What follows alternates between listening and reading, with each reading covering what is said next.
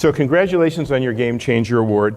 Let's talk about some of the games that you've already changed and some that you're going to be changing in the future. You revived Disney as a film studio, both in live action and in animation. Walk us through the success story. Was there a market not being served by the other studios? I mean, what happened? It really was and has been. I promised Harry to only tell short answers. We didn't get through the first question, so sorry. 1984, my first day of work at the Disney Studios. I walk into my boss's office, Michael Eisner, who I had worked with for 7 or 8 years at Paramount. I had one of my little buck slips of my to-do list on it. You know, that alone, Michael would break out into hives whenever I'd have one of those little buck slips in front of him. I sort of went through what I thought my priorities should be in running the studios. That was, so running the movie company and the Disney Channel and the television business, that was sort of my part of the company that, he was looking for me to do. So I go through my list, and it was pretty direct, and said, this is what I'm setting out to do, and he said, fantastic, and we were actually perfectly aligned. And I got up to leave, and I got to the door, and I literally was in the doorway, almost out the door, and he said, hey, Jeffrey, one last thing before you leave. I went, okay. He said, come over here, I want to show you something, and he had me go back into the office, and he was in Walt Disney's office in the animation, in a building in the center of the campus, and he pointed to a building out the window. He said, look, I want you to see this, and he points to this building. He says, do you know what they do there? I said, no, I have no idea. He said, well, that's where they make the animated movies. I went, oh, that's interesting, and he said, it's your problem. And honestly, that was my introduction to animation. I had been in the live action movie business for 11 years, started as Barry Diller's gopher assistant at Paramount. He was an amazing mentor, still probably to this day. I don't think there's anybody who's had a greater impact and influence in my career as a mentor. Put me through so many different jobs where I was in marketing and distribution and international and business affairs, and learned all of these different aspects of the business. And so ultimately, when he made me head of the studio, I actually was prepared to do the job. I had been trained by him to do it. It had a pretty great run in the live action movie business. I had no experience in animation. I'd never made an animated movie. I saw one or two as a kid growing up. I remember seeing Pinocchio. That's the full extent of my knowledge of animation. And so when he said that was your problem, it was a pretty big problem. Also, which is, give you the magnitude of the problem, the Walt Disney Studio, which had been through all sorts of corporate battles and was very challenged, which is why this new management was brought into the company. The movie that was the final movie of the last administration that I inherited was a movie called The Black Cauldron. I don't know whether anybody here has ever heard of The Black Cauldron, but it was their big release of that year. And if you look at sort of the continuum of Disney animated movies over the year, and you look for what was the bottom of the world of that's where Black Cauldron resides. That's the mark that you can go. So the pinnacle is the top, and the bottom is nadir. Right, that's the smack bottom of the nadir, right there, bullseye. So that's what I inherited, and very quickly threw myself in. I will say that the thing that was incredible about animation and Disney, Walt Disney himself in particular, is that he maintained the most extraordinary archives of not only the product but his work process. And so within the archives where they actually would take notes of every meeting he went to, every pitch that he was in, every editorial session. And so you could go back and see on Snow White from the first moment of the first day when he told the story, which was his adaptation of that piece of literature, it was literally his vision for that story. From there right down to the delivery of the film, every single aspect of that had been chronicled and stored within these archives. And so I said that, for me, when I look back on it, that Walt Disney left crumbs the size of Volkswagens. And you literally would have to have been deaf, dumb, and blind not to be able to literally follow his roadmap of how one goes about making a great animated movie. And so I say with all due humility, Walt Disney, who I never met, obviously had passed away by the time I got to the company, was the author of everything that I did. I just literally followed the roadmap that he had set out. Pretty good footsteps. Okay, so then you take over, you're responsible for several breakthrough movies, really breakthrough movies, which Al had already mentioned. Most notably was Lion King. And then you started DreamWorks, and you repeated the same success, actually maybe even more success with movies like Shrek and Kung Fu Panda. No one has repeated that. No one has done anything like that. So here's my question. What are your superpowers? Well, you're too kind, because there are people that have gone on to do remarkable work that in many ways surpassed what I did. You look at Pixar and the incredible legacy that's been created there. You look at Illumination, which is really sort of later to the game, but if you just sort of look where Chris Meledandri is today versus where I was or Pixar was at the sort of same evolutionary moment in our narrative, you would have to say that he's exceeded what we were doing. So that's one. I would say I think maybe it is the ability to recognize a good idea. And I think that is something that both Barry Diller and Michael Eisner trained me to do. I think obviously there's some instinctual piece of that. I can't tell you whether that instinct piece is 10% or 90%. I have no objectivity about that. I have no way of judging that, except I do know when I hear a good idea. And George Lucas said an amazing thing to me, which I've never forgotten. He said this many, many years ago to me. He said, if you take a great idea and you make it great, you will have a blockbuster. If you take a great idea and you make it just okay, it's still a great idea. If you take a bad idea and you make it perfectly, it's a bad idea. And so the fundamental importance of actually starting with an idea is literally essential to certainly to anything I've ever been in, movies, television, animation. You have to start with a great idea. And, that's about having ears and eyes to be able to listen, to be able to see. And so I share with you one little anecdote about that. So you mentioned Kung Fu Panda. So whatever it is, 15 years ago, a ritual that I loved over the holidays is that we would put together a bunch of reading and research to do to sort of look for ideas. Because for me, I just need inputs, and then I can sort through and find things. And so everything from nature photography books to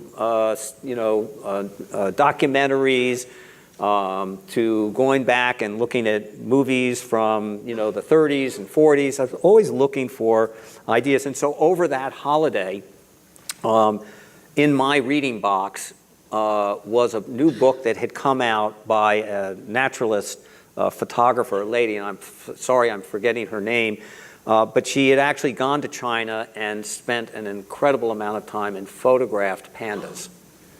And it's just the most beautiful book, I think, of photography. I mean, I love nature, and this it literally just so filled me up with happiness just looking at these pictures.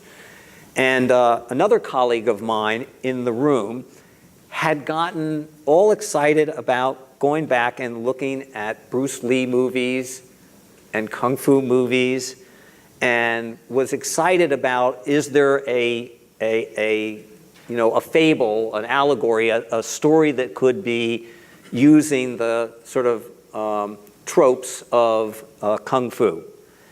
And somebody else said in that room, well, why don't you just do Kung Fu Panda? Now, most people would go, What? what? I, on the other hand, went, home run.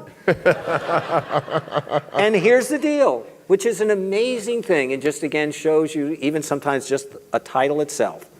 There has never been a single room or a single person anywhere on planet Earth in any language that I have not said Kung Fu Panda and somebody didn't smile. Well, that's a good idea. So always people say, well, how do you know what a good idea is? Well, here's what it is. Tell a lot of people that idea, and if they go, well, that sounds pretty good, you got a good idea. Okay. Let me compliment you in a different way, since you didn't buy that one about the repeating. Let's talk about being knocked down a bit and getting up, like Steve Jobs. Didn't work out for you at Disney, whether the story was you were supposed to get the biggest job and you didn't, but for whatever reason it didn't work out. And then you turned around and built, I would say, a better company. What was your thinking behind starting DreamWorks?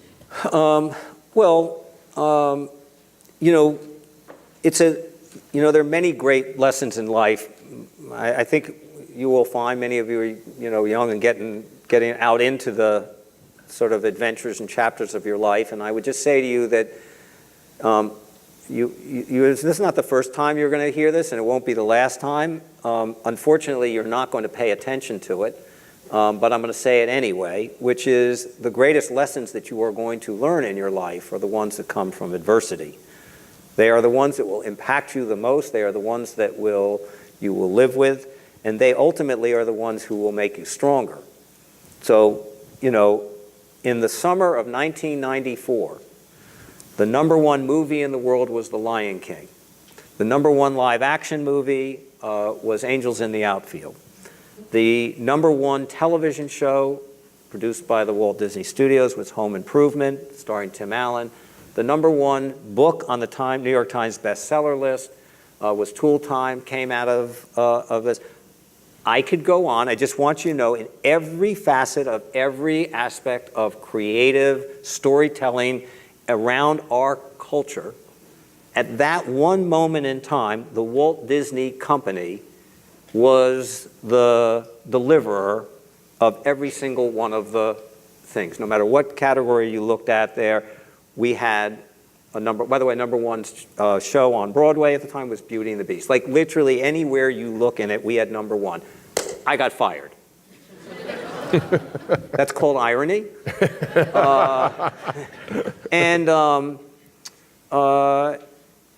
The analogy I would make, which is life, is that I had been in a great marriage for a little bit more than 18 years. And for, literally almost every day of that, or of 18 and a half years, it was an extraordinary marriage and partnership and friendship. And then, as happens in life, there's a moment in time in which sometimes they're no longer compatible, and that's one of those moments. And, people have written books about it and analyzed it and, made all sorts of Shakespearean references to it. Shit happens, so we move on.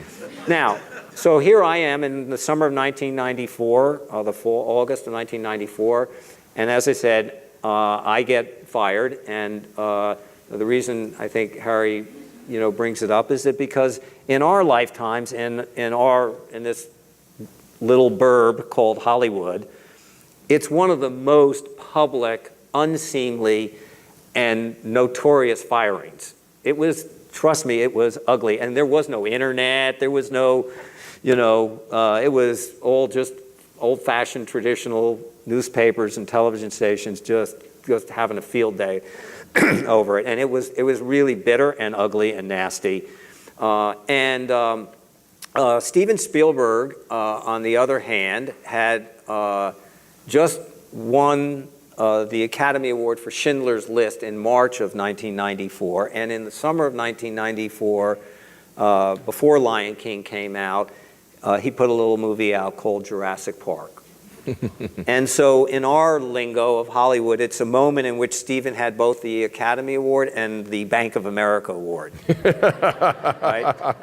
Like the two things that are essential to all things Hollywood are fame and fortune. If you have fame and you do not have fortune, you are not happy. If you have fortune and you do not have fame, you're not happy. Steven Spielberg had fame and fortune. David Geffen, on the other hand, had just sold his record company, the same record company, for the third or fourth time for another $1 billion.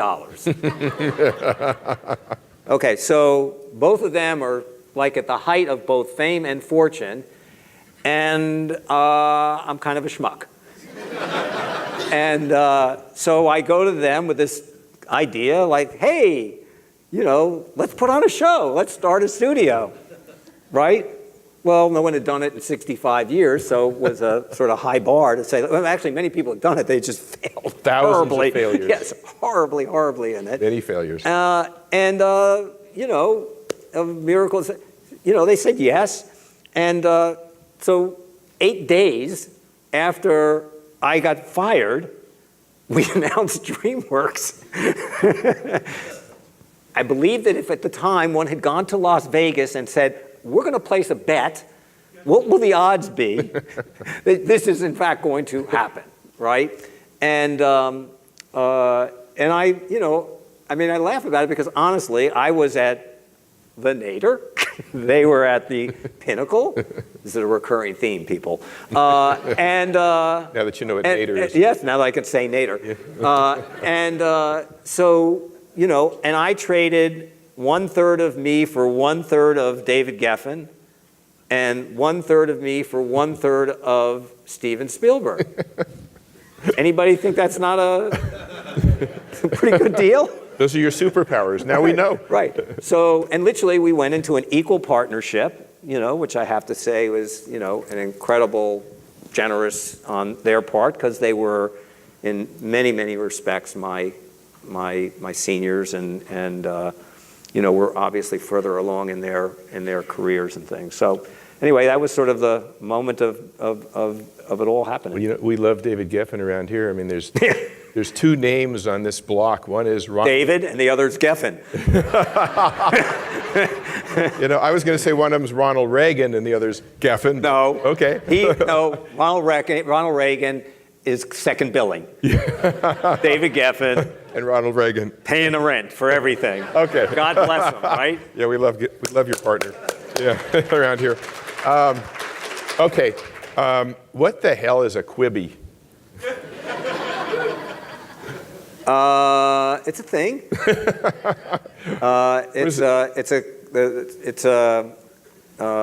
It's the convergence of the word quick, bite, here's a way of thinking about it. So there are many things about it that have me excited and interested. And so first, as someone who has told stories their whole life and felt like I had done that, and so passing the baton of DreamWorks to someone else, in this case Comcast, was there was never a question of if, it was only a question of when. The when was not, of my, that's those timings you don't control. And but I know it was the right thing for the company and the heritage and the 2,800 employees and all of those things. It was to do it. But for me, I wanted to also, it came at a moment in time in which I sort of have about every decade or so, I start over. And have done this, 5 times. So this is my 6th rodeo at it. And I always look for something that is somewhere between improbable and impossible. If you look that up for the home address, that's where I live, right? And so Quibi is that for me. So I was around and had oversight and touched in some fashion, shape, or form 406 live action movies and 41 animated movies and 75 TV shows and 5 Broadway plays and blah, blah, blah, blah. I wanted to do something new. So I've had this idea, which I've been sort of intrigued with for a very, very long time. 2 events happened about 10 or 12 years ago, unrelated events that ultimately crossed. So the first was the beginnings of YouTube, which was this amazing egalitarian, democratized platform fueled by all of us. User-generated content that was these small bites of fun and funny and innovative and very creative storytelling. And that thing, over the next 5 or 6 or 7 years, exploded into the most widely distributed media platform in history by a gigantic multiple. There's nothing even remotely close to it. There's nothing that's even a small percentage of the scale. Today, there are 2 billion monthly active users on YouTube. So the other event is Steve Jobs, and he creates what in effect is a television in our pockets that we have with us now all the time. And it is about 5 or 6 years ago where it actually reached a place where you could stream video on this at a very high quality. And it is the intersection of those 2 things that took what has been my interest, which is in a different form and format of TV, that got me started. So first, as a storyteller, the thing that excites me about it is that I believe that we have had sort of 2, let me call it evolutionary turns or periods of film narrative. So the first film narrative form was stories that were about 2 hours, 2.5 hours long. We call them movies, and they are designed to be consumed in a single sitting. The next form of film narrative is television. Comes along in the turn of the middle of the 20th century, 1950s, and they are principally 1-hour pieces of television, which either are fully contained within that hour, or they are part of an episodic storytelling, or they are part of a serialized storytelling. Typically, we're in chapters of 13 and 26 episodes. That enterprise of traditional 1-hour storytelling has continued to flourish, and today is for sure continuing to be on fire, and is the place of greatest opportunity as we look out over the next 3, 5, 7, 10 years. I believe that the next form of film narrative is going to be in bite sizes that are under 10 minutes, that may be contained within themselves, or more likely may be longer stories, but are simply, you can consume them in bite sizes on the go. Quibi is designed very specifically for basically this audience, for a millennial audience, in which you get up and between 7 a.m. in the morning and 7 p.m., that 12 hours, you're on this little puppy for 5 hours. And you are doing 4 things. You're communicating, collaborating, you are on social media, you are playing casual games, and right now today you are watching almost 70 minutes of short form. YouTube, Facebook, Instagram, Snapchat. If you go back to the 1990s, broadcast television was at its most successful. It was at its pinnacle. You had multiple TV shows that had audiences of 40 million people a week or more. Seinfeld, Friends, ERs, just as a few.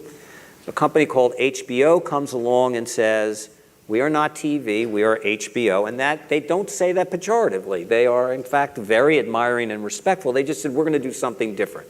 They eliminate commercials.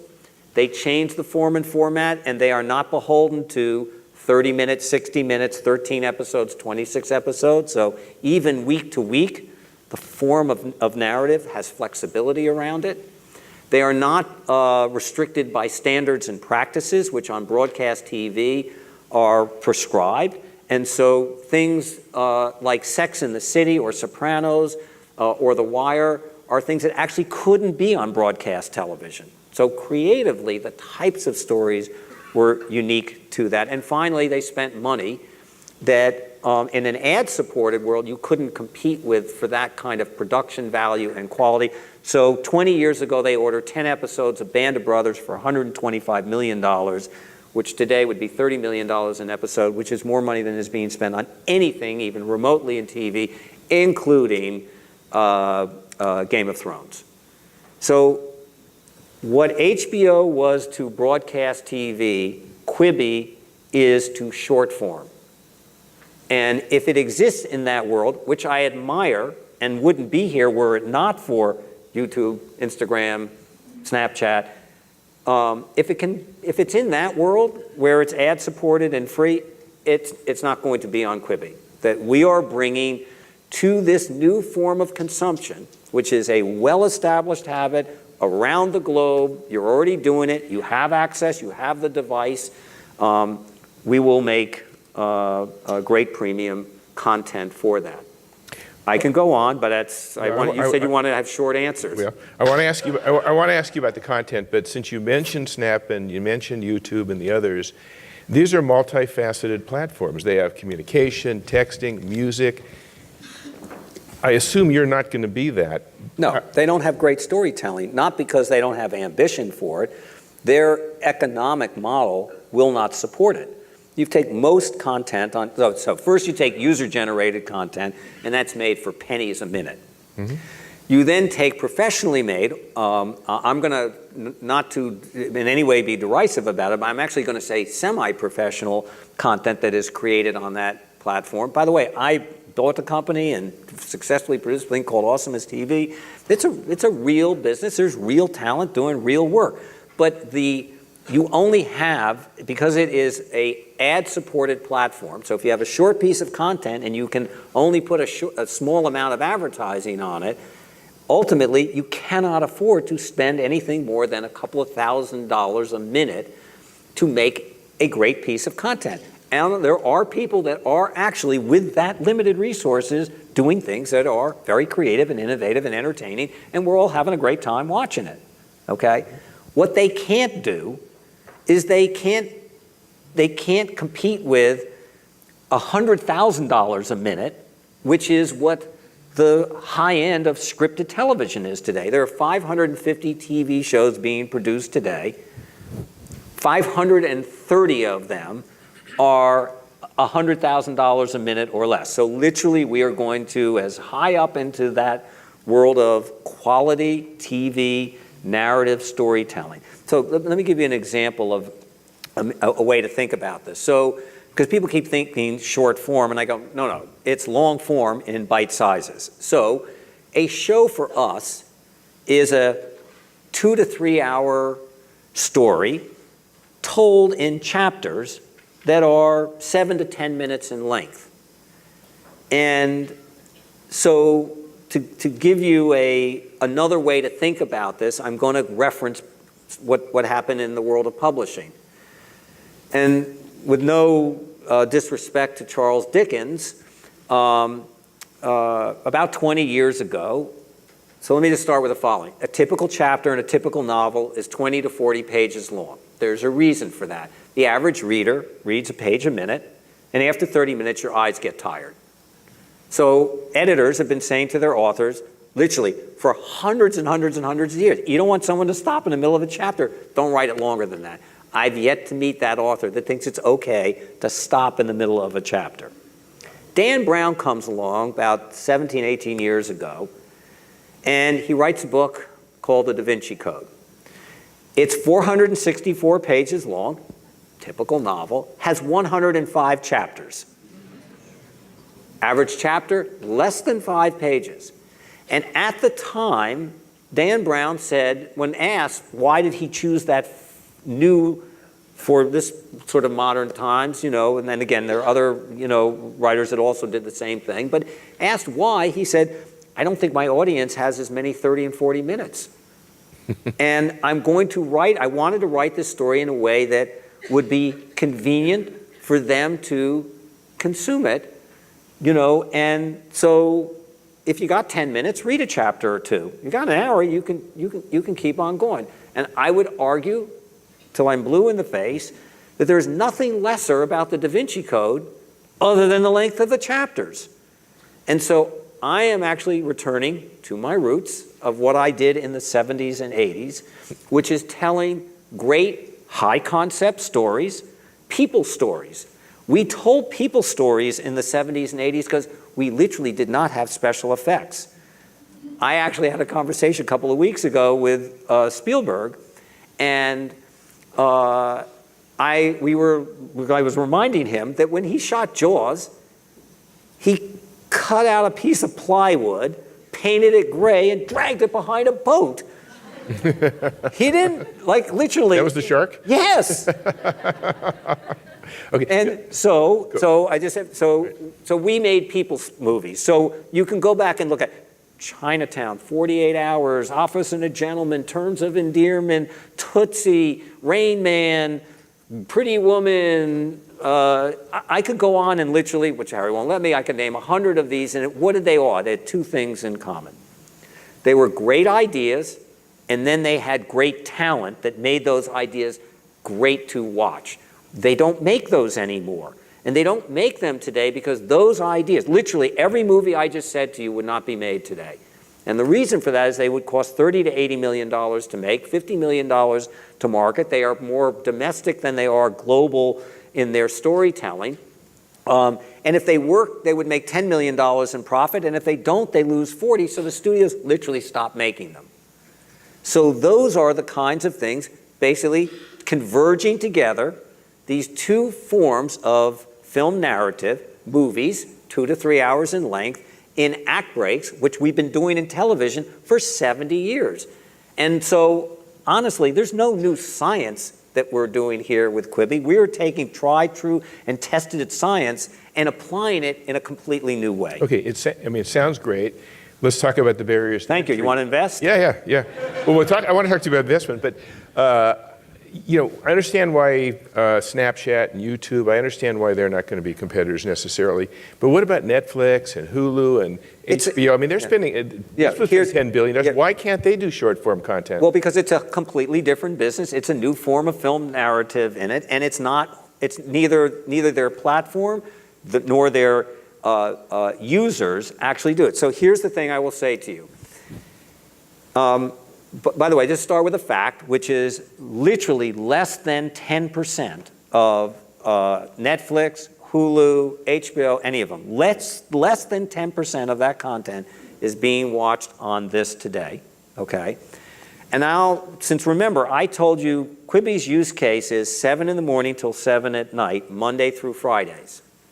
I will make an argument to you that if you are 25 to 35 years old, which is our kind of core audience, and you have 1 hour of free time to watch a piece of content on this device during those hours, you are by definition significantly underemployed and therefore not going to pay us a $5 a month subscription. Sorry. Okay, you mentioned, do I want to invest? You did raise, according to the press, $1 billion, and the studios invested. What is it about your vision that attracted the movie studios? Here's the thing, which is that again, I say with humility, this is it's Mount Everest, and it's going up Everest for the first time. So for Meg Whitman and myself, we're like little Sherpas, going up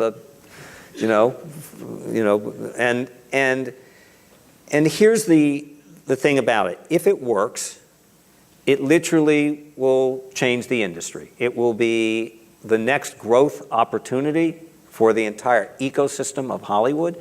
I think this new consumer habit, this new consumption, this new form is being driven and has grown to an unprecedented scale, and the great Hollywood best storytellers are not participating in it. It's the first time ever our audience has moved to ahead of us.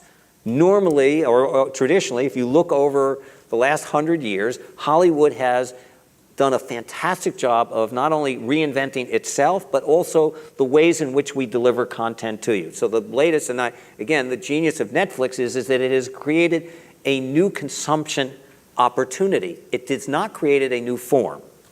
The form is the same, it's ours, and we've been doing that for 70 years, but they have created a new, more convenient way of consumption for it. Ours actually is a higher bar of difficulty of doing because it's both form and consumption habit that we're taking on.